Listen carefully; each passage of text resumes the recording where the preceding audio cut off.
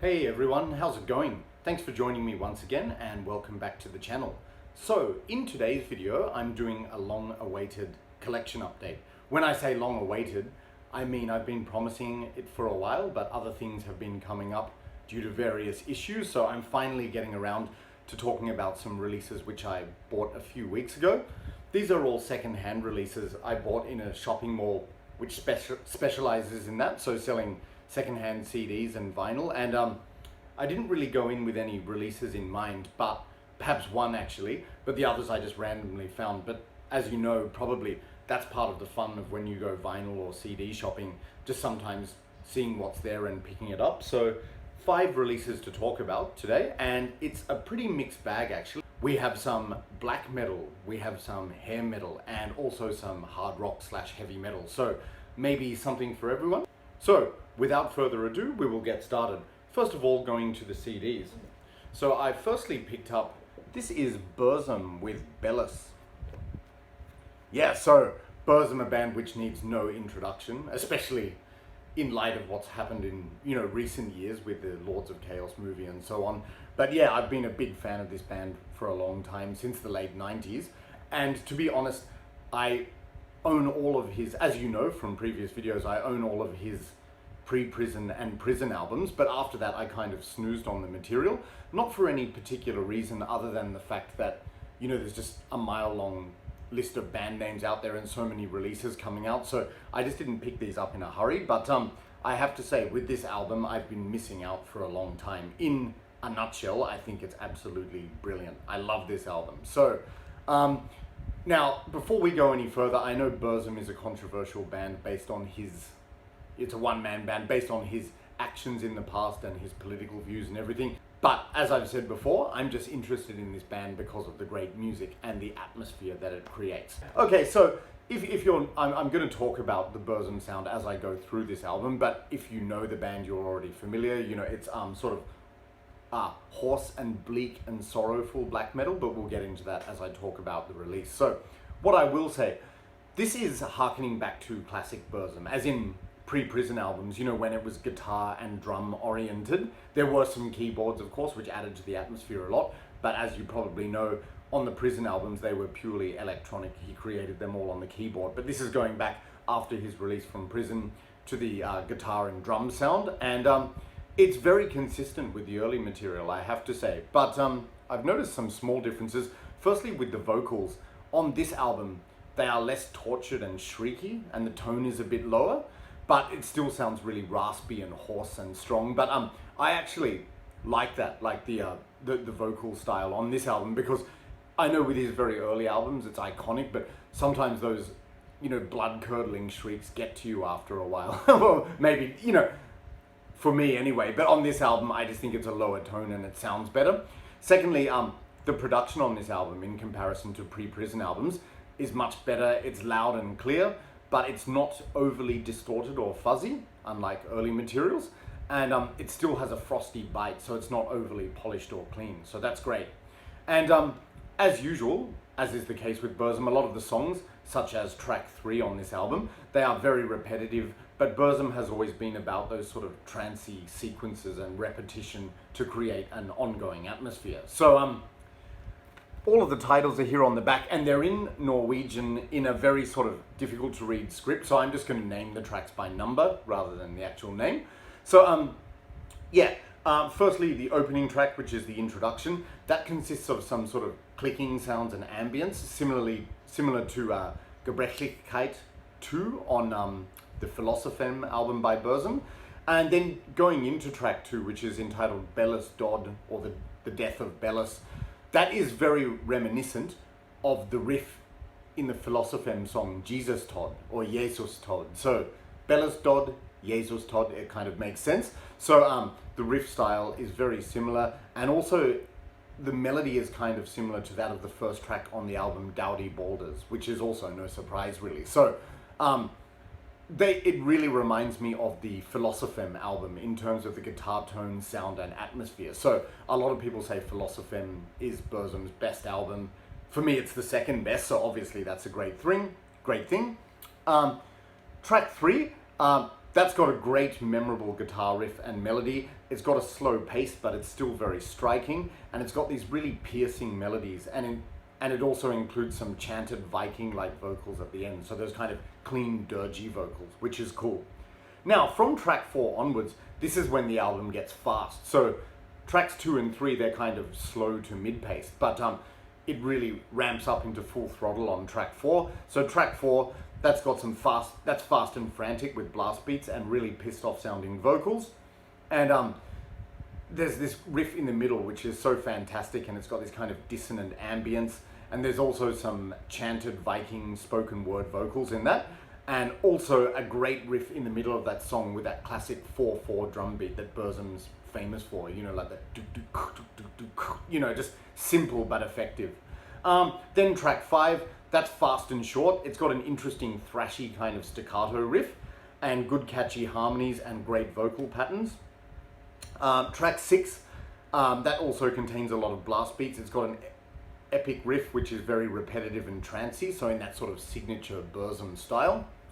Then track 7, that's when the album starts to slow down again. This track, number 7, is slow and reflective. It still consists of some great riffs and melodies though. And it's the only thing I'll say about track 7 is it's so repetitive, even though that's a trademark sound of Burzum. It's almost to the point, repetitive to the point of outstaying its welcome. But usually, as you guys know, there's usually at least one track on any Burzum album which is a bit like that. But the idea is just to create that trance, I think, through repetition. And then the album concludes with a track which is the outro, I suppose you could say, which is like an extension of track 7, but more minimalist. So you can see how in many ways, conceptually, this album mirrors Philosophem a lot and has ties with it, in addition to Dowdy Balders, the first Prison album. But yeah, if you like Burzum and you are like me, you haven't bothered to check out later releases, definitely don't snooze on this one. I mean, I only did for over 10 years, but it is fantastic. And it's great to hear some fresh Burzum material as well. So front cover is cool, matches the music perfectly. So you see the back here, and it comes in this digipack. There's the disc and a booklet. This is this kind of rough paper booklet. Yeah, most of the lyrics are in Norwegian, and it's in a difficult, like, fancy script, but it's difficult to read. But in any case, I can't read Norwegian.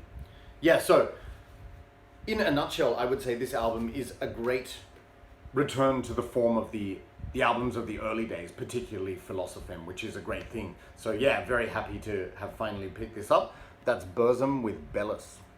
Okay, so coming up to the next CD, going to the opposite end of the spectrum, so to speak, if you consider the history between these bands, I also picked up Mayhem with Auto Ad Ko. So again, Mayhem, I'm not going to introduce them. Everyone knows who they are, enough said.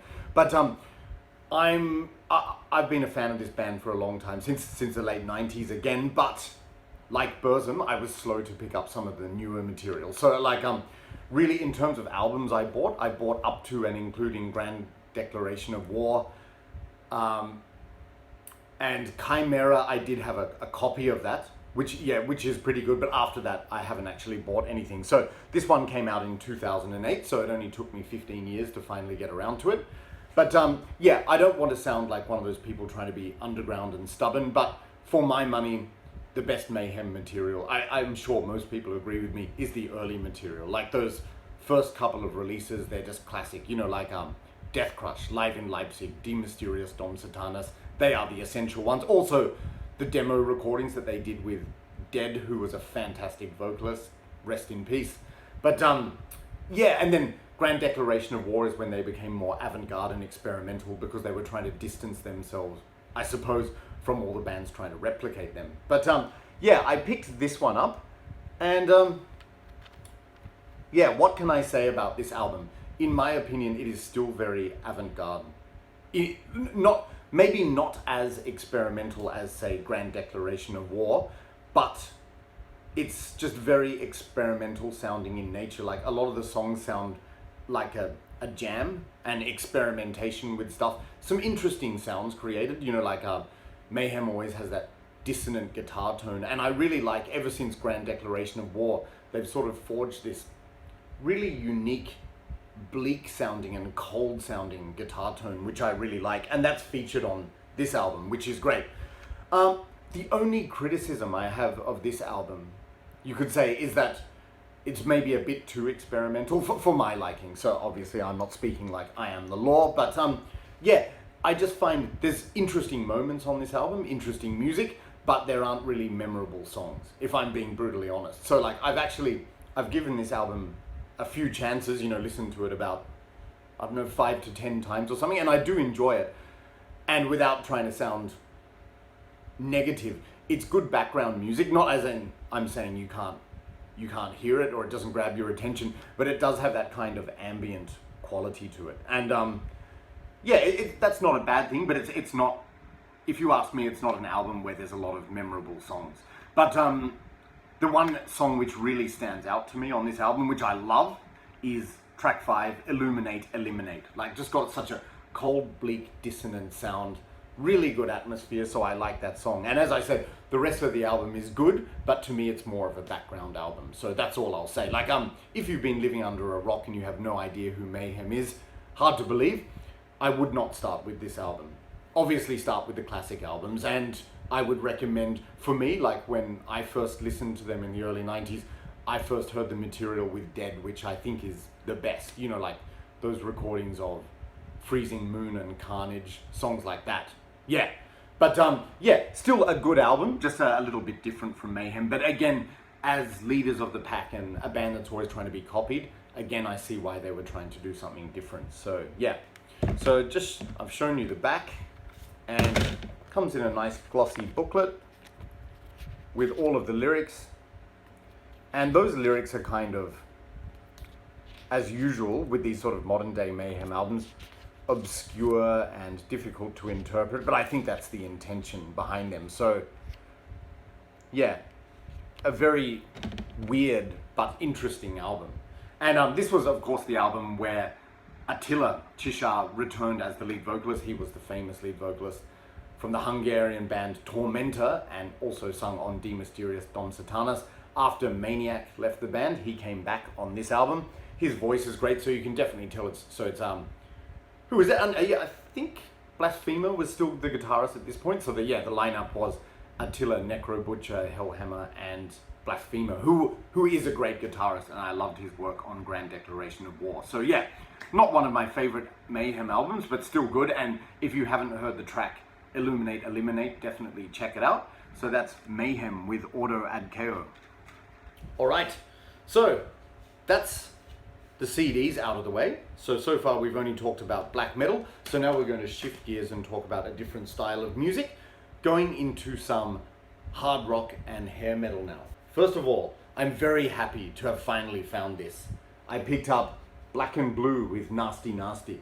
So you may have heard me talk about this band briefly on my channel before, but as I've famously said, I think they are a criminally underrated hard rock band from the 80s, sort of lumped in with that. It wasn't really glam metal. You know, it's not like they were like Poison wearing, you know, ladies' makeup and posing with menthol cigarettes and everything, but it was definitely part of that Sunset Strip scene, because the band was originally from Portland, Oregon, I think, and then they moved to LA, you know, to be part of that Sunset Strip scene.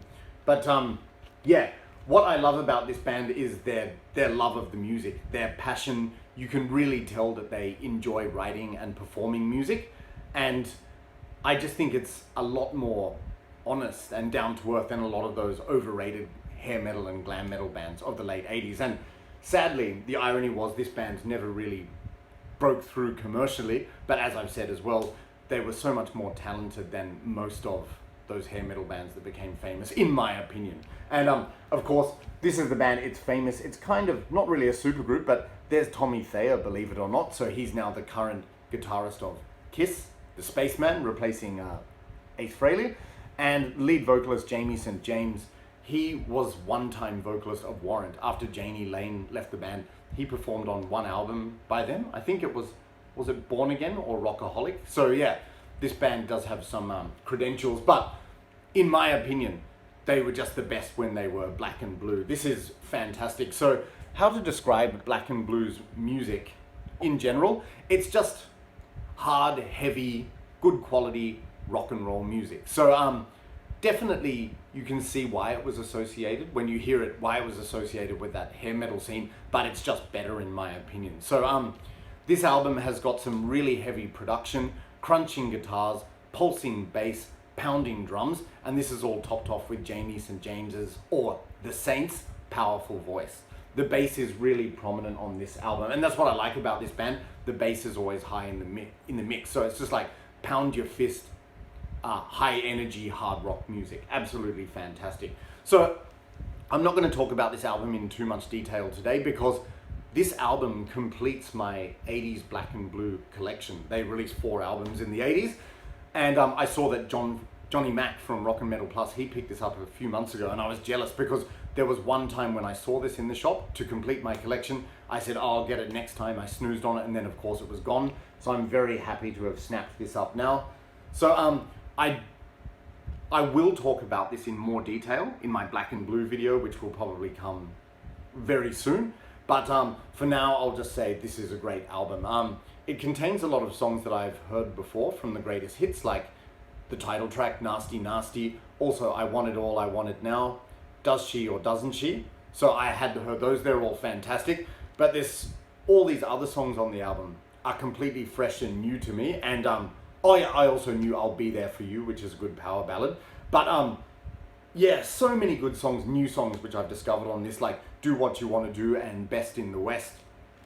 Yeah, but brilliant album. So I won't even show the contents of this one. I'll save that to the black and blue video. But if you just like good old, honest 80s hard rock, definitely check this out because it's an underrated gem. So black and blue with Nasty Nasty. All right. Okay, so coming up next is a band which I've talked about a few times, and I'm slowly building up the collection. I'm talking about Crocus. So this is Crocus with One Vice at a Time. And sorry guys about the glare on this. You see it's still in the shrink wrap. That's because there's this hype sticker which came with it when I bought it secondhand. That's one of the cool things about when you buy secondhand records. So it says, includes the explosive cuts, Long Stick Goes Boom, and American Woman. So they were the big hits from this album. And now, no, I'm not going to take this off because I'll wreck it. So here's the back. Yep, so if you're not familiar with Crocus, they're a band from Switzerland and they're still going, been around since the late 70s.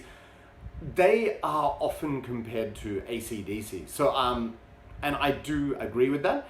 If you like AC/DC's music, you will be right at home with this band. It's fantastic. In a way, sometimes I think they can be a little bit derivative, but due to the lead vocalist's voice, Mark Storacci, sorry, in the past I stupidly referred to him as Mark Storis. No, Mark Storacci, who's Maltese, the rest of the band is Swiss. Yeah, it does make this band succinct. And I will say some albums sound more like AC/DC than others. But yeah, so on to that then. With this album, One Vice at a Time, I was slowly going through their 80s collection, you know, listening to them on lunch breaks in the past. And I always found that this one was my least favorite actually, but by default maybe. But now upon further listens, I'm not saying it's a bad album at all. It's very good. It's just a little bit derivative maybe, but certainly not in a bad way. This one is the closest they have to the AC/DC sound, if you ask me. So just a moment. Yeah, so this is like, if I had to sum this album up in a nutshell, it's like a cross between old AC/DC with Bon Scott and new AC/DC with Brian Johnson. So even Mark's voice on this album, it's somewhere between the two. So I know there are a lot of diehard AC/DC fans who say, no, only Bon Scott and never give Brian Johnson a chance, even after 40 years. I can't believe that. You're missing out. But yeah, this is a blend of both. So I think it will please all AC/DC fans. Yeah, so like I said, maybe a little bit derivative, but just a good, fun, hard rock album. So looking at the tracks, track 1, Long Stick Goes Boom, that was one of the singles. That's very AC/DC in terms of all of the elements, and it's got a very catchy riff and vocals in the chorus. Then track 2, Bad Boys, Rag Dolls, that's got a very catchy, that's very AC/DC. It's fast and upbeat, and it's got a great guitar solo. Track 3, Playing the Outlaw, that's very heavy and catchy once again, and as is track 4, Save Me. Then we go over to side 2. Down the Drain, that reminds me a lot of the AC/DC song She's Got Balls. So again, not really innovative, but still a good song, obviously. And then they do a cover of American Woman. You might not know this about this band, but they always include a cover on pretty much every album. I think sometimes those covers are good, sometimes they're bad. Like their cover of School's Out by Alice Cooper, it was okay, but kind of pointless. But yeah, this one, American Woman, I think it's good because they sort of make it heavy and raunchy with a hard rock heavy metal sound, which is good. Then I'm on the Run. The riff in that song is a little bit like Louie Louie, and it's got very Bon Scott-esque vocals. And the chorus, in terms of the melody and the notation, sounds a bit like the Crocus song Burning Bones from the Hardware album, which I'm yet to talk about. Great album. Then To the Top, another heavy and catchy song. And the last track, Rock and Roll, reminds me a bit of the AC/DC song Shake a Leg from Back in Black, especially in terms of the guitar solo. And there's a very good driving bass line in that song. So you can tell from my descriptions that there's a lot owed to AC/DC, and maybe it is a little bit derivative, but they do it well on this album. So as you will find out later, there are other albums where they branched away from that AC/DC sound, but yeah, this one is the most AC/DC to me. So yeah, just show you the inner sleeve. So you've got all of the lyrics here in this kind of handwriting, and yep, old school record with the Arista Records logo. Yeah, second hand, but in very good condition. And as I said, I'm happy that I got this one with the hype sticker, because it's sort of like a time capsule, you know, so actually unique to the time it was released. So I don't know where this was originally distributed, who knows, but yeah, glad to finally have this. So that's Crocus, one vice at a time. Okay, so I also picked up yet another Crocus album. This is Crocus with The Blitz. So you can see here, first of all, from this picture on the back, it looks very glammy. That's the thing, in the 80s, this band, I think they expanded on their sound to try and break through to the American market, or the mainstream market, and to a degree they were successful. Do I have a problem with that? No, absolutely not, because then they started incorporating the sound of other bands. So they're most commonly associated with AC/DC in terms of sound, but on 80s albums like this, you can hear elements of other bands, such as Def Leppard, Dokken, Led Zeppelin sometimes. Yeah, so like it's incorporating more of that glammy hair metal style, and of course that's dated to the period that this came out, which I think was 1986, so they were moving with the times. But it's no secret that I enjoy 80s hair metal when it's good, you know, or glam metal. I mean, I think, as I've said, I think a lot of the bands from that era are overrated, but the good ones were great. You know, like obviously early Def Leppard, Dokken, Rat. You know, I really like, just to name a few. Yeah, so this album, it's sort of a melting pot. It includes AC/DC, but it incorporates other influences. So this album, because it's more glammy, it's got a very polished, clean sound, but for me that's fine. I like it when I can hear the music properly.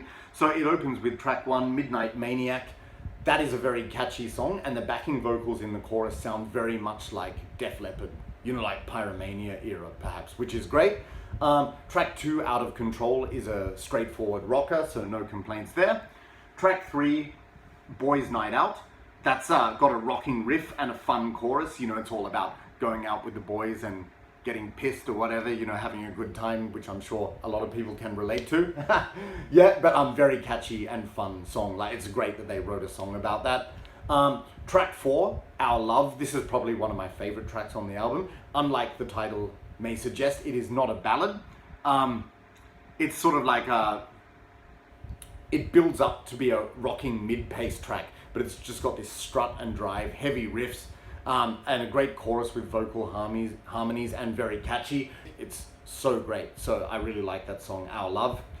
And track 5, Out to Lunch, that's a straightforward rocker with more rock lyrics, and it's got a great catchy sing-along chorus. So yep, business as usual. Then we go over to side B. So you'll notice this album is called The Blitz. So the first song on side B is Ballroom Blitz. Yes, as in the song originally done by The Sweet, or Sweet. yeah, so they do a cover of that. So as I've said, sometimes Crocus covers are good, sometimes they're not so good. This cover of Ballroom Blitz, they actually do it really well. So sometimes I think they do too many covers, or maybe they're pointless, but this cover of the Blitz is cool. But I still don't understand why they named the album after the cover. I don't like it when bands do that. I think surely you could choose another song from the album, but hey, anyway, maybe the record company did that to attract attention and get them to sell more records. Then track 2 on side B, Rock the Nation. That's ironically, that has a very Saxon feel. So of course, Saxon did release a song called Rock the Nations, and this is maybe a tribute to that, I don't know. So you see what I mean by sometimes maybe it's a little bit derivative, but as Mark Storace said, they didn't just grow up in the desert, they were influenced by other bands. But yeah, the chanting of rock, you know, like the sort of backing vocal chant of rock is very good, and it's just a great catchy song. Then track 3 is called Hot Stuff.